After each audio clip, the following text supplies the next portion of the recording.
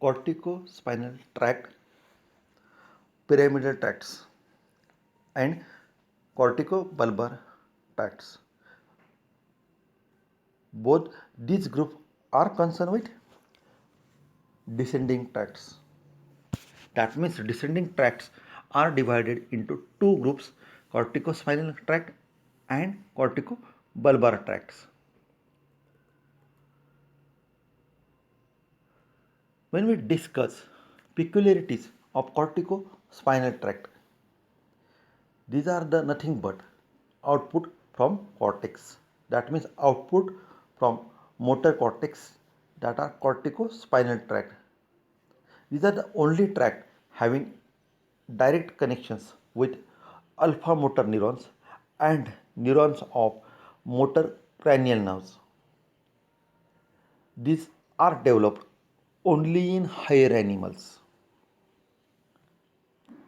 85 to 90% of their fibers are slow conducting myelinated fibers which end on interneurons. The fast conducting fibers arise from base cells which end directly on alpha motor neurons. This is a diagrammatic sketch showing us corticospinal tract which extend from cortex, midbrain, middle pons, middle medulla, caudal medulla and towards spinal cord. This is their journey from cortex to spinal cord, that are corticospinal tracts.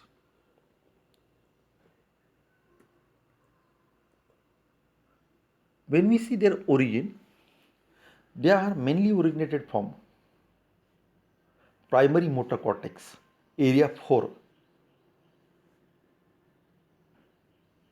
That means they are originated from three groups. One, primary motor cortex, second, premotor cortex, and third, somatosensory cortex. From primary motor cortex, area 4, premotor cortex, area 6, and somatosensory cortex 1, that is S1 and S2, 3, 1, 2, and 40, and parietal lobe association areas, area 5 and 7. From this parietal lobe, they arises about 40%. From premotor cortex, 30%. And from primary motor cortex, 30%. That means in conclusion, they originate 30%, 30% from primary motor cortex, 30% from premotor cortex, and 40% from other areas, that is somatosensory cortex area and parietal lobe association areas. When we see the inputs of motor cortex,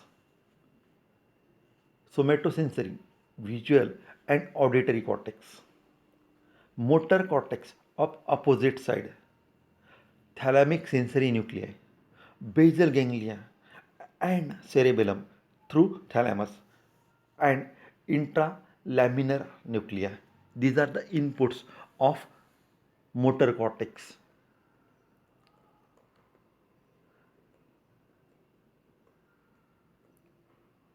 When we see the course of corticospinal tracts, the corona radiata in subcortical areas, then they extend genu and posterior limb of internal capsule, then middle 3/5 of crus cerebri, then longitudinal fasciculus in pons, then pyramids in upper part of medulla, and then 80% cross to form lateral corticospinal tract and 20% which are uncrossed in lower part of the medulla.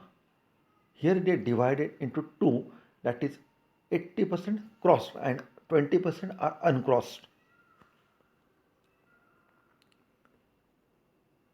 That means 80% which are crossed laterally to form lateral corticospinal tract, while 20% which are uncrossed in lower part of medulla, which are known as anterior corticospinal tract.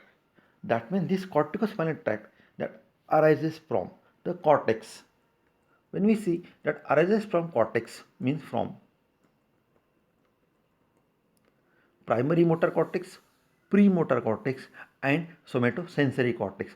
From these areas, this arises with inputs from somatosensory, visual, and auditory cortex, inputs from motor cortex of opposite side, inputs from thalamic sensory nuclei, inputs from basal ganglia and cerebellum through thalamus and intralaminar nuclei.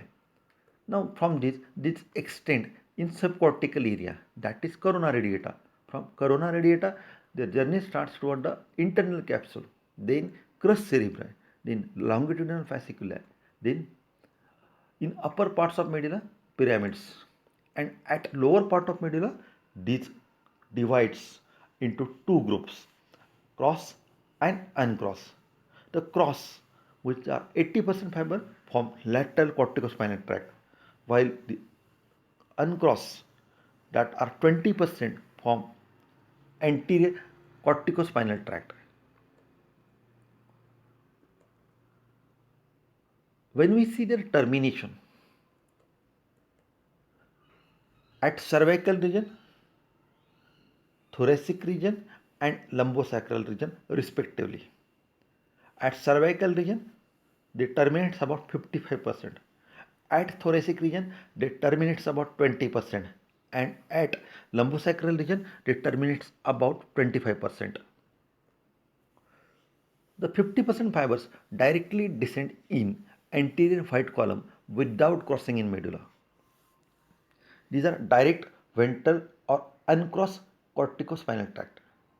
When you see this direct or uncrossed corticospinal tract or anterior corticospinal tract, 50% of their fibers directly descend in anterior white column without crossing in medulla. They origin from supplementary motor areas.